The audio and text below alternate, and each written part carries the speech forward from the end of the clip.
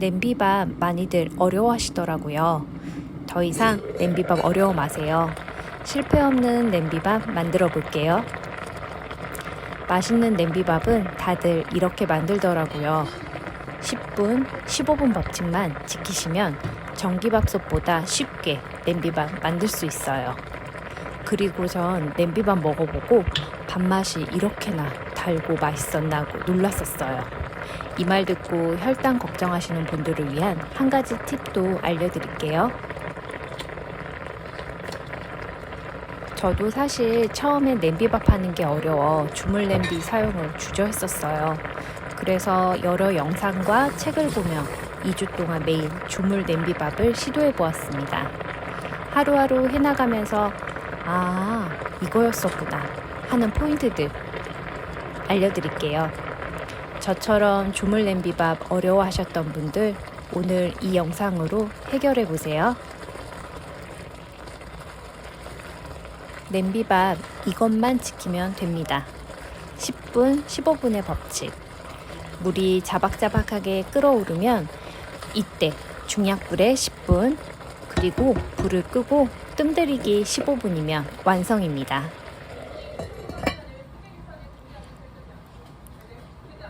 제가 냄비밥 유튜브 여러 번 보고 2주에 걸쳐 해본 결과 이 방법이 가장 완성도 있게 냄비밥이 나오더라고요. 참고했던 영상들 중엔 555 법칙, 그리고 50, 15 법칙 같은 경우는 쌀 양과 가스레인지, 인덕션 상황에 따라서 동일하게 적용하기엔 어려움이 있었어요. 어떨 땐 설익고 또 어떨 땐 질고 그랬었거든요. 몇 번의 실패 결과 저는 끓어오른 뒤에 중약불에 10분, 뜸들이기 15분을 지켜주면 윤기 있고 찰진 맛있는 냄비밥이 완성되더라고요.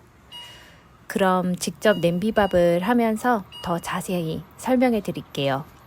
그리고 혈당 잡는 밥 짓는 밥법도 알려드릴 테니 끝까지 시청해 주세요. 밥을 안 치기 전 가장 중요한 건 물량 맞추기. 이건 꼭 지켜주세요. 건쌀 기준으로 1대 1입니다. 밥 공기 기준으로 한 공기 가득 담으면 누룽지 없이 3공기 나오고 누룽지 생각하신다면 2공기 반이 나오더라고요. 저는 오늘 한 공기 가득 기준으로 준비했습니다. 저희 집은 도정한 지 좀 오래됐어요 하시는 분들은 쌀물에 다시마 사방 5cm를 넣어서 밥을 하시면 되고요. 또 저희 집은 쌀에서 묵은내가 나요 하시는 분들은 쌀을 씻을 때 식초 한두 방울을 넣어서 씻어내 주시면 묵은내 없애는 데 도움이 됩니다. 찬물을 비우고 쌀알 표면에 붙은 이물질이나 결을 씻어내주기 위해 손바닥으로 살살 씻어줍니다. 쌀을 씻을 때는 상처가 나지 않게 부드럽게 씻고 물을 빨리 갈아주세요. 찬물은 생수나 정수기 물이면 더욱 좋습니다. 3-4번 씻어내기를 반복하면 끝이고요. 잡곡밥이 아닌 흰쌀밥은 30분이면 불림이 충분합니다. 잡곡밥을 할 경우에는 잡곡만 따로 전날 물에 담궈 하루 불려주시면 되고요. 이제 불린 쌀을 냄비에 담고 동량의 물을 넣습니다. 그리고 불을 킵니다. 가스레인지는 중강불, 인덕션으로는 최대치가 10이라면 8입니다.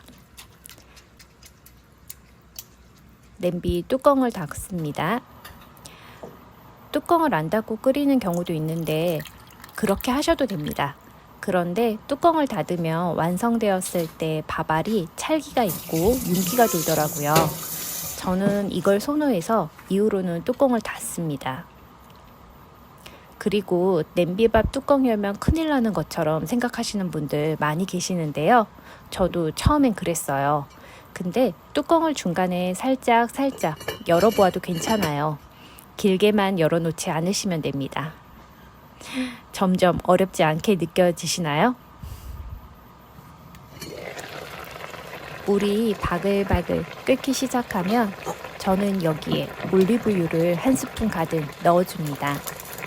흰쌀밥의 전분에 식물성 오일이 코팅이 되면 저항성 전분이 생겨 혈당이 급격히 오르는 것을 방지해 준다고 합니다. 그래서 전 냄비밥을 할 때 이걸 꼭 넣어요. 그리고 고루 섞이게 저어줍니다. 그런 다음 다시 뚜껑을 닫습니다.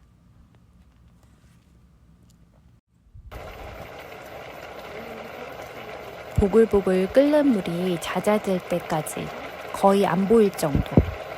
보시면 구멍 뽕뽕뽕 뚫리고 잦아드는 거 보이시죠? 물이 영상처럼 자박자박하게 남아있을 때 바로 이때 불을 중약불로 줄입니다.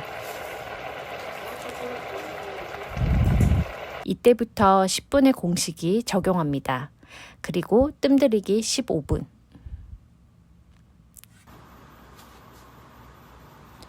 뜸들이기 하는 이유가 뭐냐고 많이들 물어보시는데 저도 찾아보니까 위로 올라왔던 맛있는 밥내음이 아래로 다시 스며들라고 한다고 하더라고요. 그리고 냄비밥을 하는 이유가 뭐냐고 많이들 궁금해 하시는데요. 따뜻한 밥을 바로 먹을 수 있는 것도 있지만 바로 내가 컨트롤할 수 있기 때문에 냄비밥을 하는 이유입니다. 강불에 올려 밥물이 자박자박 할 때까지 지키고 그 다음 약불에 10분, 뜸들이기 15분 이 공식만 지키면 냄비밥 하는 게 어렵지 않아요.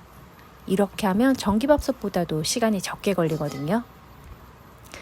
걱정되시면 중간중간 냄비 뚜껑 열어 살짝씩 확인하셔도 되고요.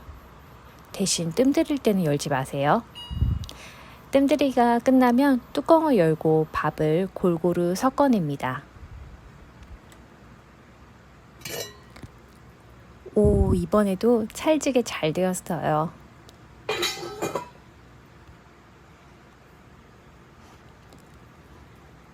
쌀알이 공기에 닿게 하는 느낌으로 위에서 아래로 섞으세요.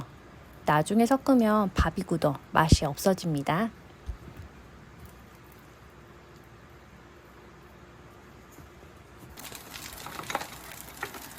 이제 남은 밥도 용기에 일정 분량씩 소분해 주세요.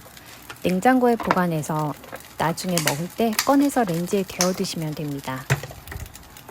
이렇게 드시면 흰쌀밥의 저항성으로 당이 오르는 효과를 낮출 수 있어 건강에 더 좋아요. 대신 냉동은 하지 마세요. 천천히 온도가 내려가야 전분 저항성이 생기지 급격하게 온도가 내려가면 전분 저항성이 생기지 않기 때문입니다. 밥 공기에 담긴 흰쌀밥의 윤기를 보세요. 냄비밥을 먹어보신 분들은 아실 거예요. 밥맛이 정말 달라요. 이 맛을 보면 절대 전기밥솥으로 못 돌아갑니다. 저는 여기에 밥을 눌려서 누룽지까지 해먹어 보려고 합니다. 쌀이 안 좋아요. 밥 짓기 너무 어려워요. 내가 솜씨가 없나?